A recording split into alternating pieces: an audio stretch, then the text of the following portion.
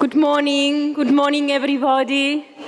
Deputy Governor Kim, Mayor Choi, co-chairs of the National Organizing Committee, Dr. Chang and Mr. Yi, co-chairs of the conference, Dr. Carlin and Dr. Choi, Excellencies, representatives of the non-governmental organizations, the academia, different communities, youth that have been so critical to this event, ladies and gentlemen, by now you are all friends. Welcome very much to this closing ceremony.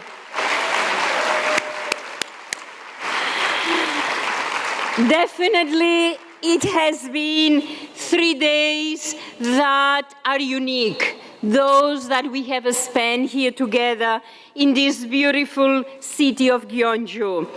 Myself, I can tell you I'm thrilled about the commitment, the enthusiasm for action that I have felt in every minute from each and every one of you.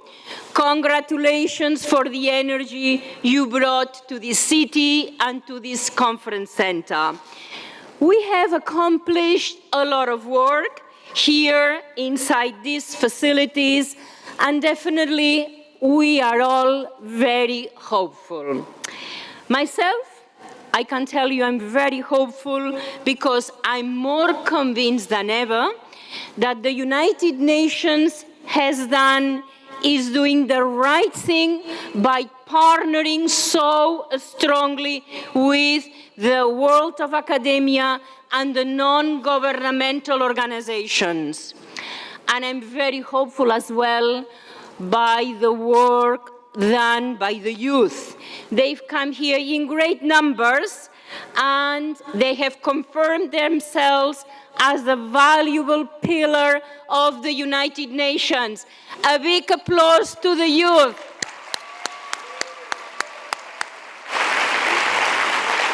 And I am very hopeful as well because there has been a lot of debates, discussions last night until very early hours of this morning, and dialogue and discussions are truly a reinforcing path for our partnerships with the NGOs. So we all are definitely more enriched and we all benefit from dialogue and discussions. Definitely we are better equipped for the work that we have to do.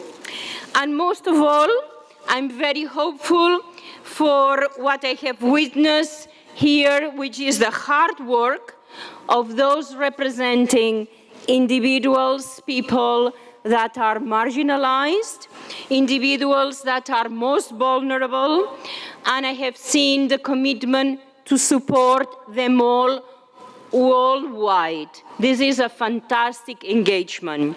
So the Gyeongju Action Plan will be a truly useful tool for us, for the United Nations, for the NGOs, for the academia, in order to fulfill the Sustainable Development Agenda. Here we have a lot to do, and this is a great taken from these meetings. We have an agenda to fulfill. And I sincerely hope that governments around the world will take notice of this conference, will know about the energy that has been conveyed here, and will create and reinforce the global networks to implement the agenda. I can tell you that we don't know where the next DPI NGO conference is going to take place, but I'm asking all the delegates to make noise back home and to provide for a great venue that this 67 NGO conference can happen, because we need to continue working together, and a conference like this provides the right environment for that.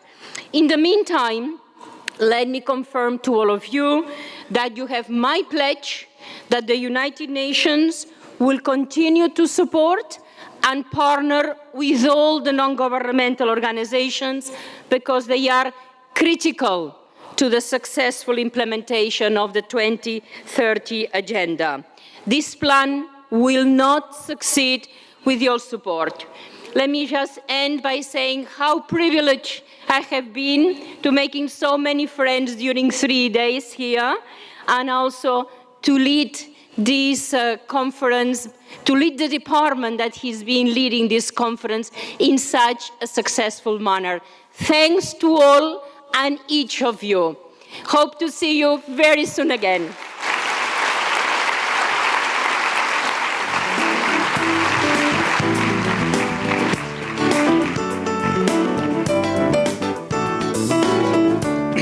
Thank you very much, Undersecretary General Golick. Ladies and gentlemen, I am Dr. Scott Carlin, an educator from Long Island University in the United States. I'm Yugang Choi, CEO of Dream Touch for All. We have been humbled and proud to serve as your co-chairs for this conference. The planning process began many months ago, and it has truly been a remarkable journey together. Many people generously dedicated their time and their ideas to prepare this platform for us to exchange ideas and pursue our shared passion for promoting global citizenship through education. Would you please join us in thanking all of those who served on the conference planning committee based around the world with a warm round of applause?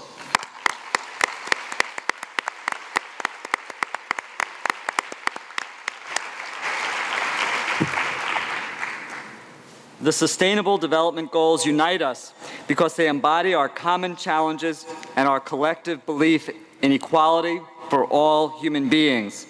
Our discussions through roundtables and workshops and youth-led events and the very informative exhibits have been timely reminders of the enormous hardships and burdens that so many children, women, and men around the world are facing, the need for urgent action, and the opportunity for partnership that we all represent for each other. We have been lucky to have truly remarkable speakers travel great distances to share their experiences with us. And wherever you have traveled from, near or far, we are also grateful for your sense of community and dialogue and your desire to make a contribution. This morning, we'll bring to close our discussions and draw our conclusions with the help of our final speakers. It is now our great pleasure to introduce the Vice Governor of our host province, Gyeongsang-buk-do, Mr. Hyun-gi Kim.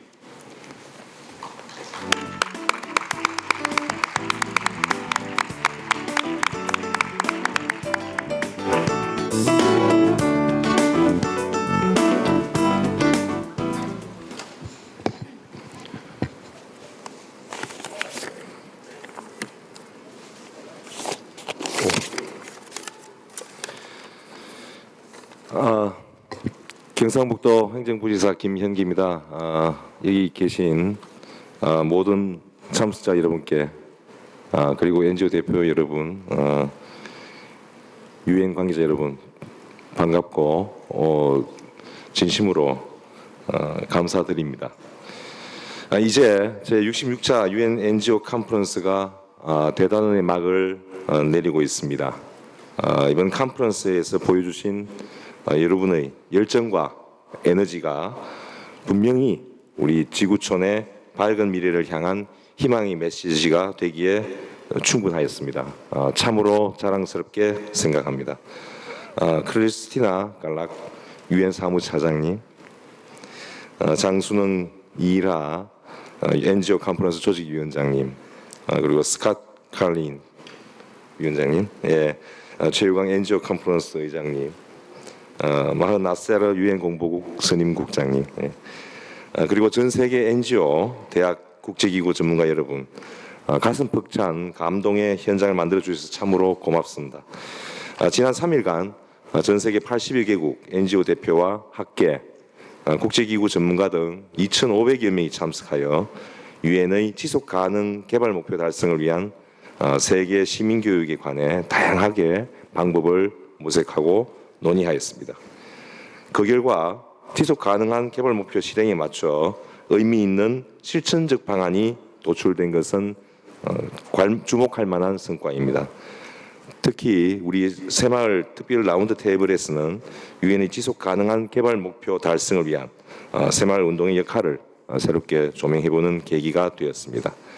세계 곳곳에서 빈곤 해소 모델로서 성공세를 낳고 있는 우리 새마을 운동을 좀 더 발전시키고 개발 도상국들의 어려운 이웃을 위해 헌신하는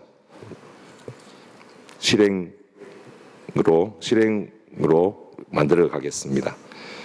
존경하는 NGO 리더 여러분, 그리고 내외 기업인 여러분, 역사는 늘 행동하는 자의 몫이라고 했습니다. 이번에 제시된 방안들도 구체적인 실천이 따라야만 비로소 실현될 수 있을 것입니다. 전 세계 시민단체를 중심으로 상호 긴밀한 연대와 협력 속에 행복한 지구촌 시대를 열어주시기를 바랍니다. 다시 한번 인류 공영을 열어가는 역사의 현장에 함께하신 여러분께 깊은 감사를 드리며 대한민국에서의 좋은 추억을 간직하고 안녕히 돌아가시기를 바랍니다. 귀한 인연, 아름다운 동행, 우린 오래도록 간직하겠습니다. 감사합니다. Thank you.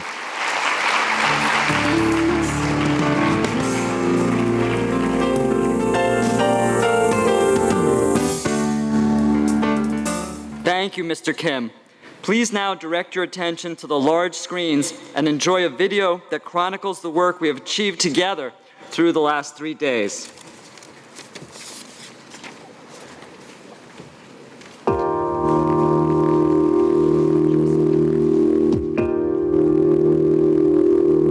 The 66th United Nations DPI NGO Conference is the first in its history to be held in Asia, with more than 2,500 participants from more than 100 nations worldwide. As the Secretary General of the United Nations, it's a great honor and pleasure for me to open and attend this UN DPI NGO Conference, the first time it is held in Asia, here in 경주, Korea. This conference gives opportunities of discussion and coordination among the representatives of worldwide societies about the Sustainable Development Goals.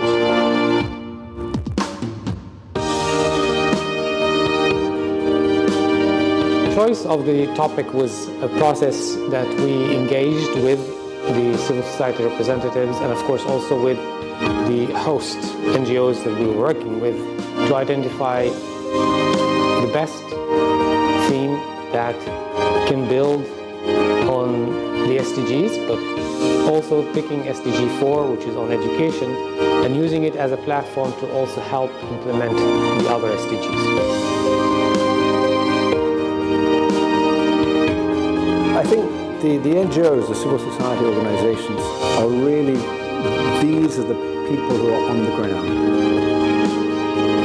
No government and no organization, even the United Nations, will be able to fulfill unless the civil society is fully engaged and participates and assumes its part of responsibility in transforming the world. I have to admit that the NGOs have the grassroots experience, so they know what really is needed locally in the smallest minute denomination of a society. The conference is a starting point. It's not an end in itself.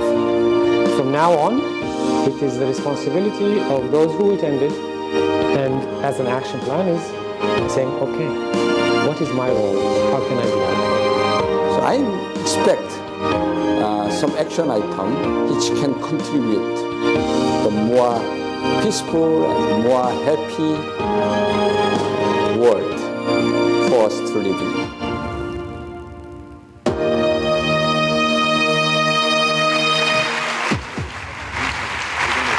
I know.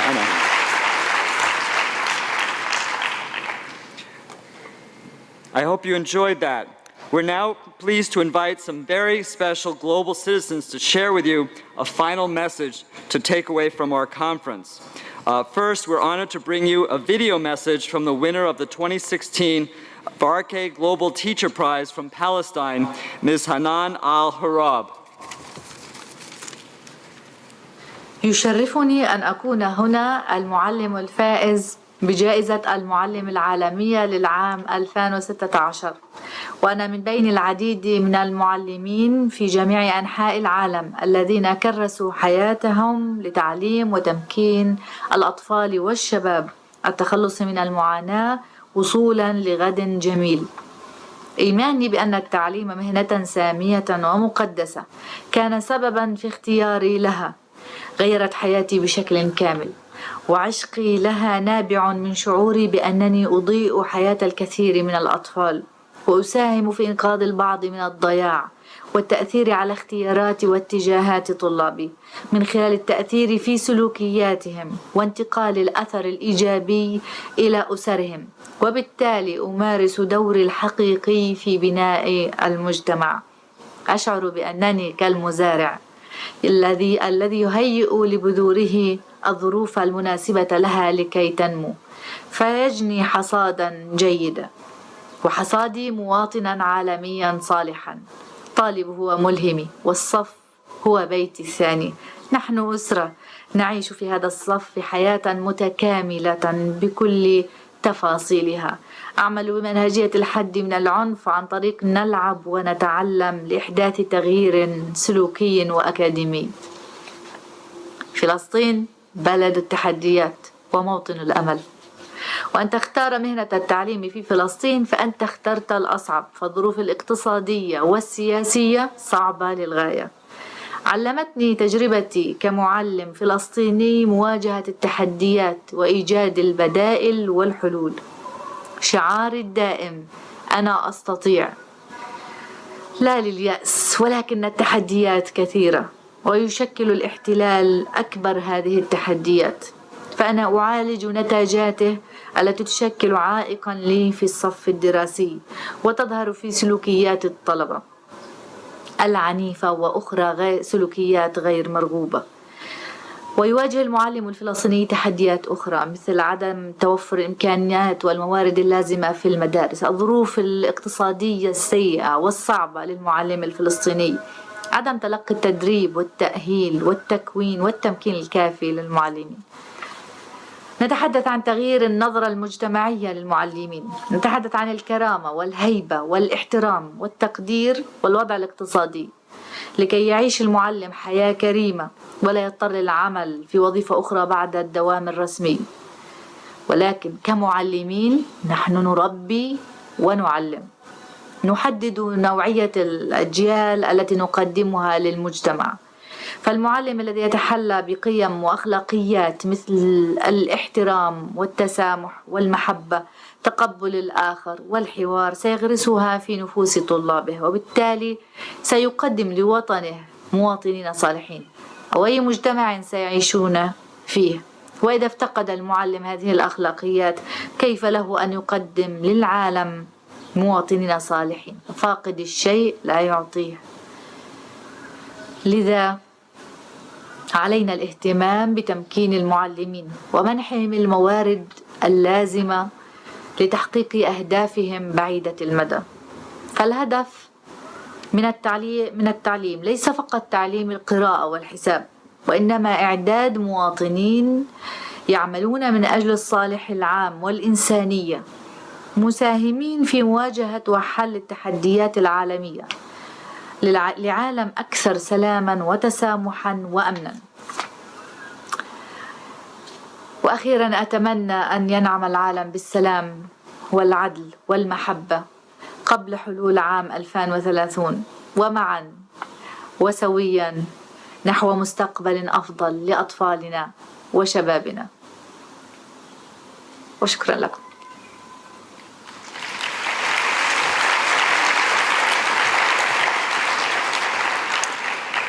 Miss Arho, if you are watching us, thanks for sharing your very important message. Here to also speak on behalf of teachers, please welcome Ms. Theopista Olongi, founder of Uganda National Teachers Union, the Deputy Director of Uganda Education Services, and a Commissioner for the International Commission on Financing Global Education Opportunities.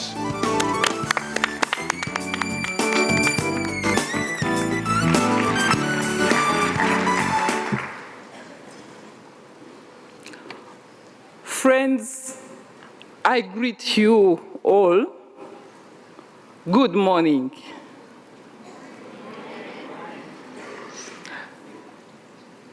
Let's remember that we are here for the most precious ones, the young people, our children and the youth, the precious pillars for the globe.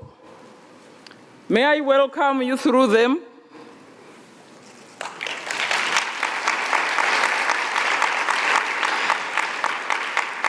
For them, I would like to leave you with the 4 messages as we close this conference. 1, can we all unite? Let's get united and commit for quality, public. I'm very sensitive about the words I'm using.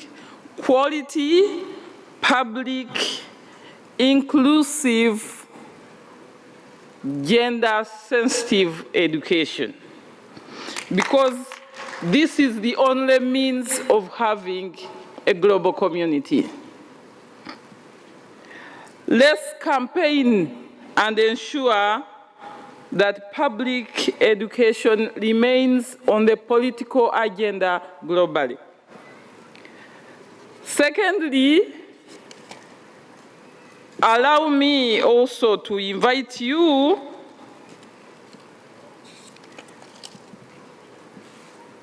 to advocate for increased education financing, because this is the biggest obstacle to education globally. The funding, which is coordinated through our friends, the donor agencies, please, let's consider a long-term strategy for supporting education, because education is a long-term investment. Let's get away from the quick returns. We don't talk about quick wins in education. Can we also collectively support the mobilization of domestic financing for the poor countries?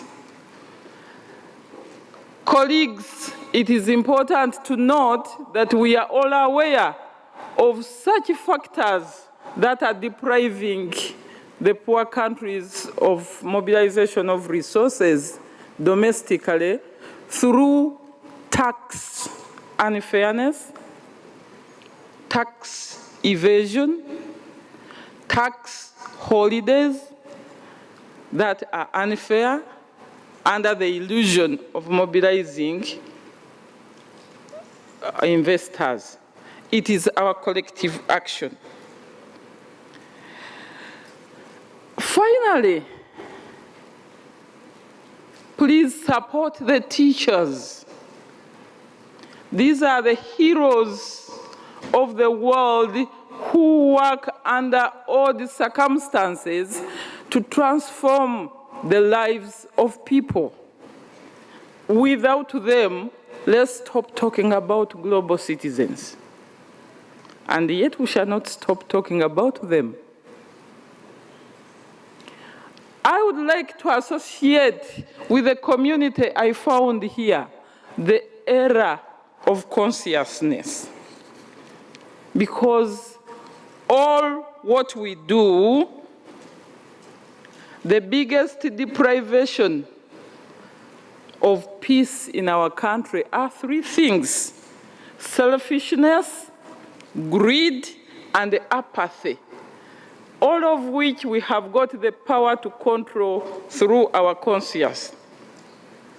May I therefore invite all of you, together we commit that we are going to be true to what we have done here by supporting quality education to transform lives. Please stand up. All of you stand up. Join your hands. join your hands, join your neighbor.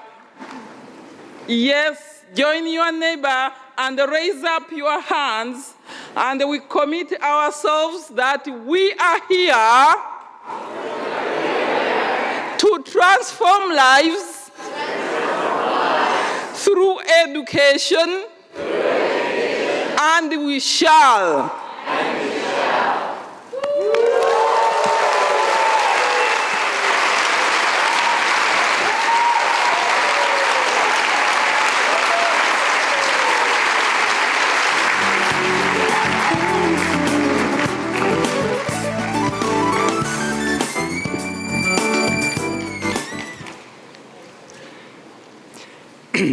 Thank you, Ms. Burungi, for your message and for speaking from your heart. I think we're all deeply touched by the words and the spirit of what you just shared. We are now pleased to invite someone very special, Ms. Yuka Kimura of the Girl Scouts of Japan.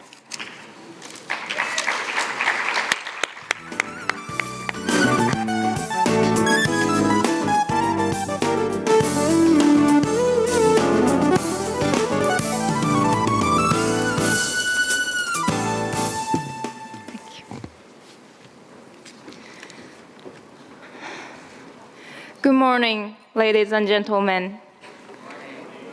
My name is Yuka, and I am here today representing the World Association of Girl Guides and Girl Scouts, which has members in 146 countries around the world. I am speaking out on behalf of these 10 million girls and young women. I am a member of Girl Scouts of Japan, and in December 2014, I was trained to deliver WAG's and UN Women's Voices Against Violence curriculum, which aims to eliminate and ultimately prevent violence against women and girls. I am here today to speak out for girls and young women's rights, and to join the voices of 10 million Girl Guides and Girl Scouts to the global conversation around the new global goals and how education is a crucial mechanism to achieve these goals. Non-formal education is important to enable everyone, particularly young women, to contribute the new global goals, as it often fills the gap left behind when formal education isn't accessible, and is therefore the only education available. Non-formal education is an empowerment mechanism that builds young people's capacity and enable them to genuinely contribute to social change. If we are to eliminate gender-based violence successfully, we need to tackle it at its root. And that means deconstructing the gender stereotypes and discriminatory social norms and attitudes that leads to, and then uphold gender inequality, which leads to gender-based violence. We need education, such as Voices Against Violence, to do that while children are young. After I raised my voice of 10 million at Youth Caucus yesterday morning, people, especially young women, shared their experience related with their gender inequality in their culture. Now, we are more than 10 million. All so much care about gender equality, like more than I do. To achieve global goals, our voice should be heard and counted. Young women are not only victims or potential victims, they are agents of change who are standing up, speaking out, and challenging the harmful social norms and attitudes within their societies. Within an unswerving determination, making a positive difference. Young women are more than capable of contributing to the design, implementation, and monitoring of the new global goals at national level, if they are adequately empowered. Girl Guides and Girl Scouts are proof of this, as they are ones leading voices against violence in their communities and supporting transformative social change for equality. Thank you very much for this opportunity to raise my voice. Thank you.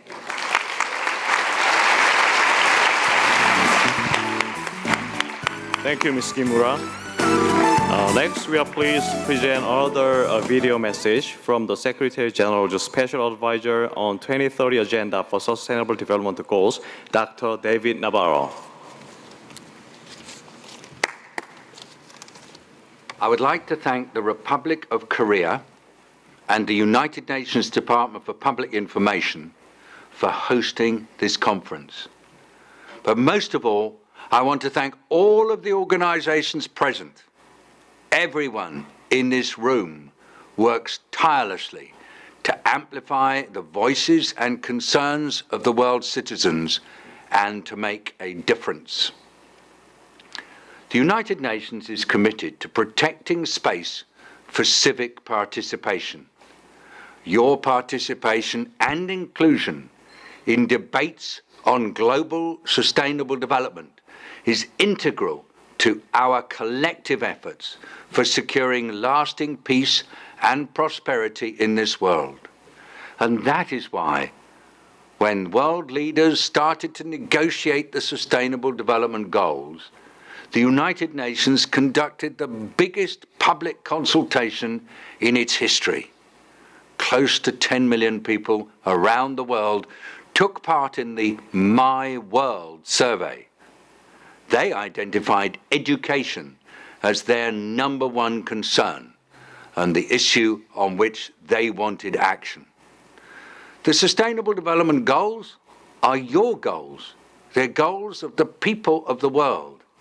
And now it's the time to do the hard work, to implement action that will make sure that they're realized everywhere.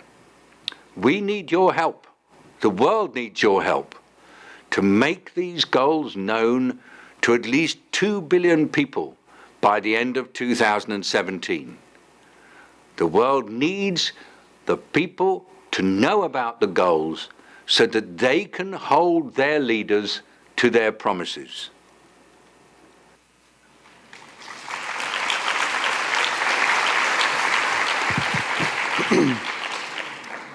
Thank you, Dr. Navarro. Now please welcome Mr. Juan Pablo Celis, a youth representative of the United Nations Association of New York and co-chair of the youth subcommittee that has brought such tremendous energy and passion to this conference. Good morning, ladies and gentlemen. Good morning to the youth. Okay, so for many years I have asked myself, as a young person, how can I make a considerable impact in people's life? I have encountered many obstacles, but now I think I have found the answer. I was born in Colombia, in the city of Armenia, the coffee region. I passed through my childhood living in the middle of an ongoing conflict between the guerrilla group FARC and the Colombian government. For over 60 years, this conflict has internally displaced over 6 million people and killed more than 220,000. It was a very tense time for my country, socially and politically, and when I was 12, I had to walk to school by myself, without the company of my parents.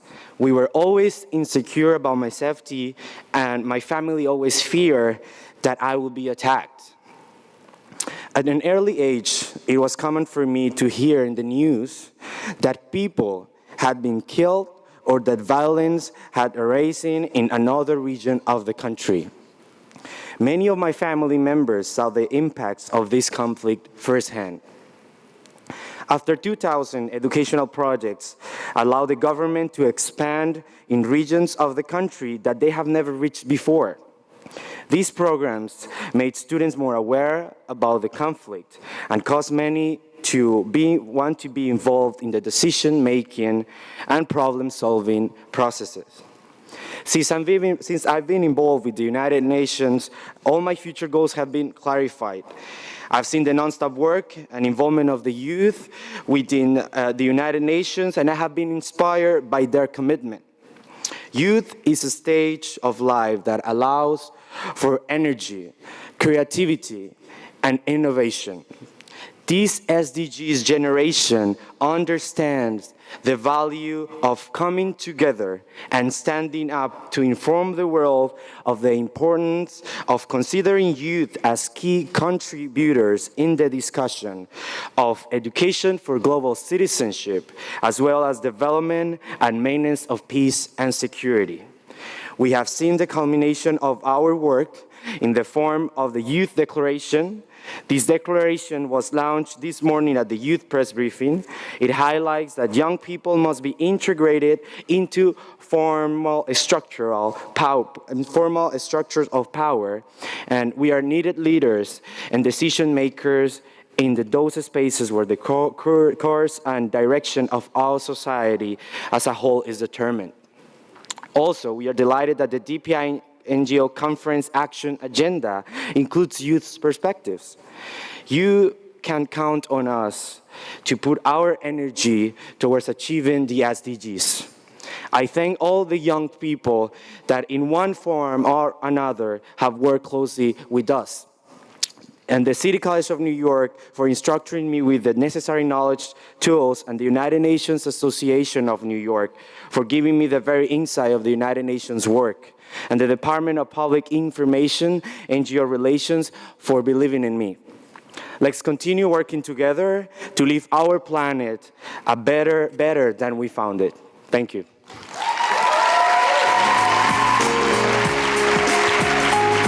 Thank you, Mr. Salish. Next, to speak with the United Nations Secretary General's first ever envoy on youth, Mr. Ahmad Al-Endawi.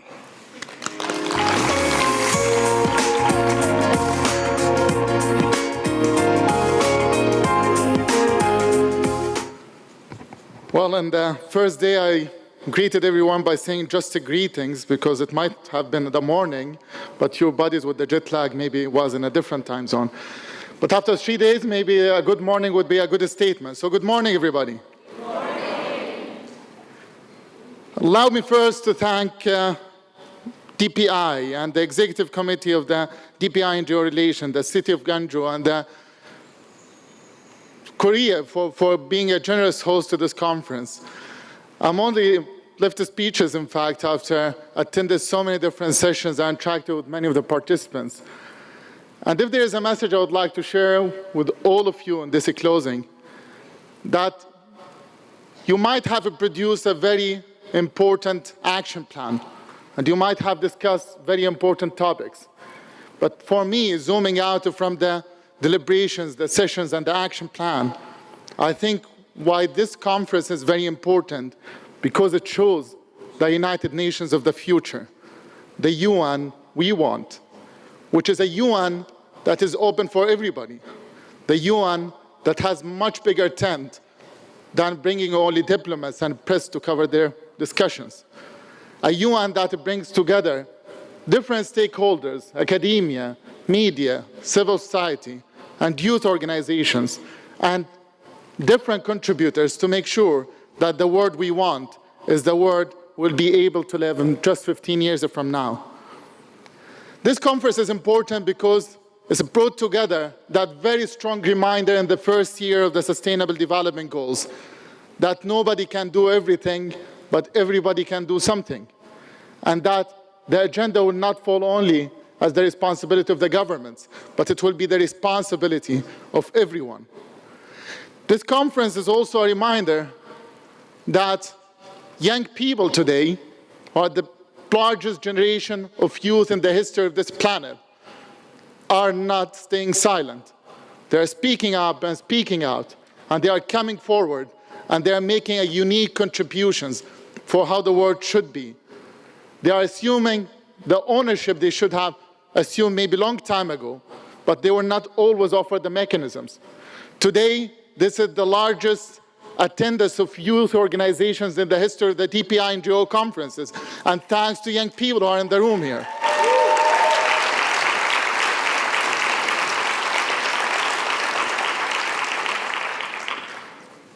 We are offered a unique opportunity.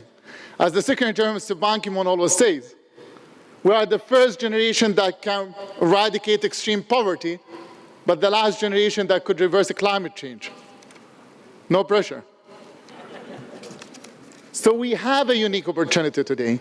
I think your conference, our conference today, with the action plan that is putting commitment before the asks, and that is putting your own share of how you are going to take this agenda forward, because you are talking about what others should do in order to honor this commitment.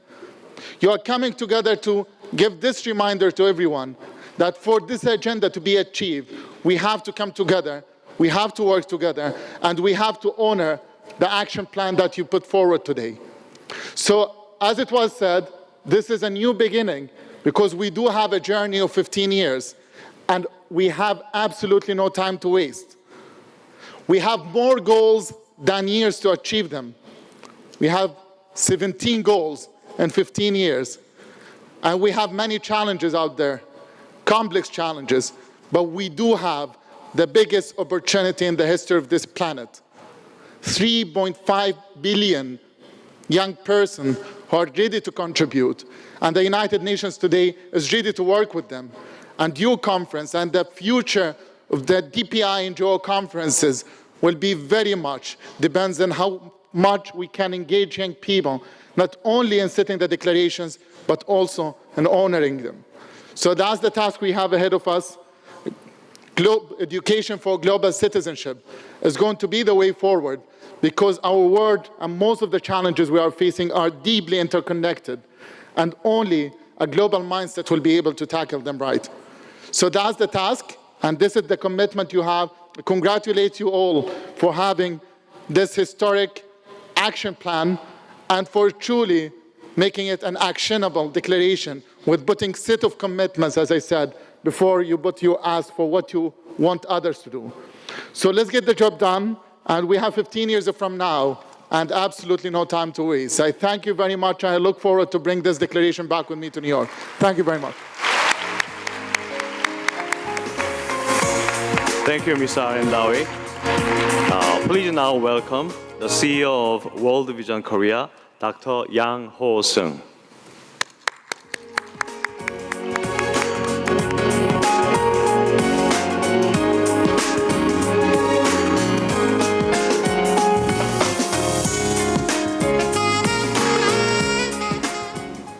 It's kind of tall for me. Good morning, ladies and gentlemen.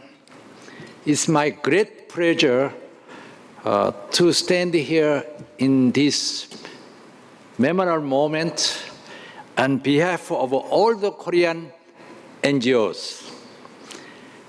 As you know, 60 years ago, Korea was one of the poorest countries in the world. Many people were in much suffering after the severe war following the liberation from the foreign occupation. I believe that Korean people were able to overcome the hard times with the support of the international community. One example of the non-governmental international support is World Vision, which was started in 1950 for the war orphans in Korea with the help from USA as the donor. And now has become the largest NGO in the world as a partnership of more than 100 countries with 46,000 staff. Meantime, World Vision Korea was able to become a donor country working for the well-being of the most vulnerable children in more than 40 countries. Koreans who have themselves experienced extreme poverty have empathy and compassion toward the people who are in need. Not only that, Koreans have the heart of willingness to go through the hard times together. The global community has launched the Sustainable Development Goals to be achieved by 2030. Although the SDGs seems very ambitious, it is our common responsibility to achieve these goals, not only for our generation, but also for the many generations to come. Therefore, SDGs gives the global community an opportunity to work together in solidarity. I believe this is the spirit of global citizenship. This global citizenship is built upon the value of empathy and respect toward others, and seeking to live together in harmony as global family. Therefore, I hope the global civil society, including Korean NGOs, place the spirit of global citizenship as the base of our work. Korean Development Corporation NGOs, for the last 30 years in particular, have worked with the underprivileged people in the community around the world, as well as domestically. We have been not only responding to their needs, but also advocating for the people who are in the most vulnerable situation. We will continue and strengthen our effort in working with the marginalized toward achieving the SDGs, which we believe will lead into the well-being of all the people. We'll put our first priority to leave no one behind in sustainable development. For many years, World Vision has been working in fragile contexts, focusing on protecting refugees and displaced children. Through our experience in education in emergencies, we have found that opportunity of education is more than just learning. The children feel that they are loved, cared for, and have positive perception in their future. Therefore, we believe that the most vulnerable children should be prioritized in order to achieve not only the educational goal, but also all the 17 goals of sustainable development. Finally, it is a pleasure to all of us having this meaningful conference in Korea. And I would like to send my sincere gratitude to UN DPI, organizing committee, and all those who have contributed to make this conference productive and very fruitful. Thank you. 감사합니다.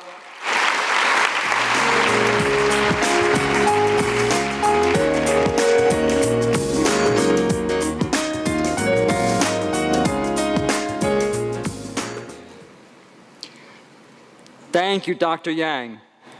Next, I'd like to invite up a student from Korea University, a Korean youth representative that I've gotten to know over the conference days, and her name is Yesel Kim.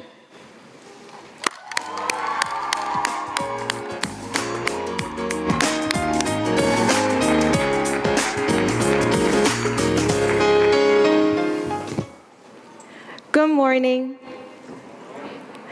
Good morning, ladies and gentlemen. My name is Yesel Kim, a third year at the Korea University. It is such a great honor to have the opportunity to meet you all. Today, I want to tell you a story about a woman who is very close to my heart.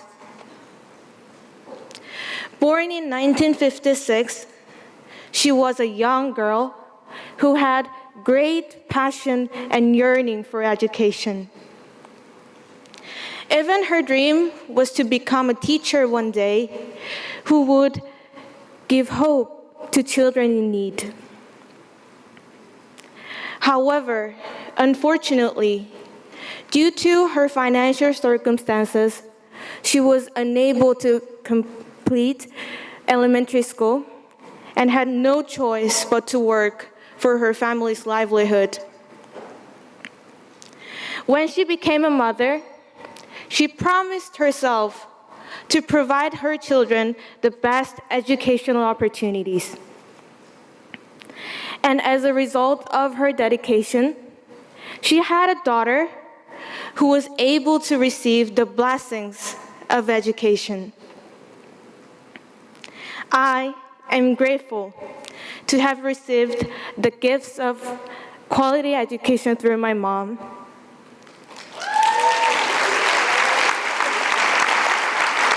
Thank you.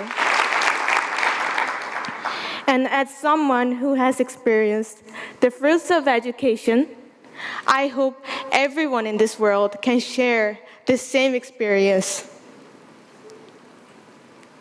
And in light of my story, I believe this conference has been valuable and meaningful. Through this occasion, people had the opportunity to remember those who are unable to receive the educational privileges that we have. And through this occasion, we shared our strategies and methods to spread the quality education around the world. Now, the conference finishes, and we are going back to our daily lives. Some of you will go back to your UN offices, and some of you will go back to your NGOs, and probably some of you will go back to your universities as professors or students. However, I expect all of you and all of us who shared the spirit and energy in this conference to respond not merely by thoughts or words, but by action, wherever we are as global citizens. Thank you.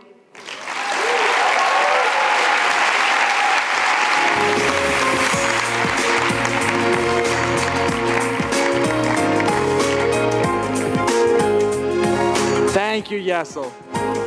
We've heard from two of our youth representatives, but as you know, we've had youth representatives busy hubbing and doing all kinds of other activities throughout our conference.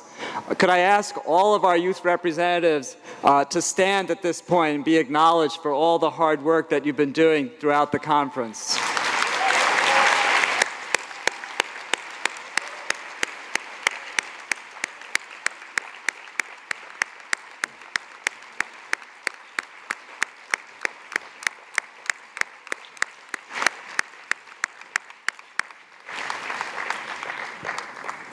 To the best of my knowledge, this is the largest youth representation we've had at one of these international UN DPI conferences, and I know I've been deeply touched and moved by the power and energy that the youth have brought here.